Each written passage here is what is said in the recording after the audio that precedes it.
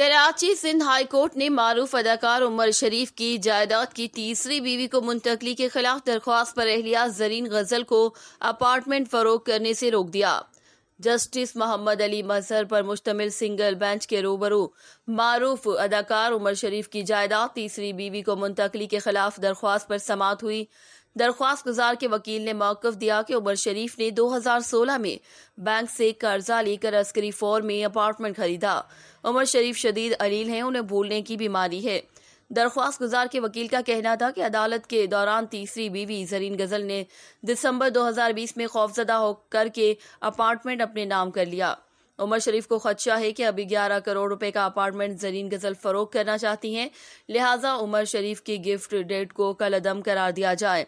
अदालत ने तीसरी अहलिया जरीन गजल को अपार्टमेंट फरोख्त करने से रोक दिया। अदालत ने उमर शरीफ की दरख्वास्त पर फरीकेन को नोटिस जारी करते हुए 10 अगस्त तक जवाब देने का हुक्म दे दिया।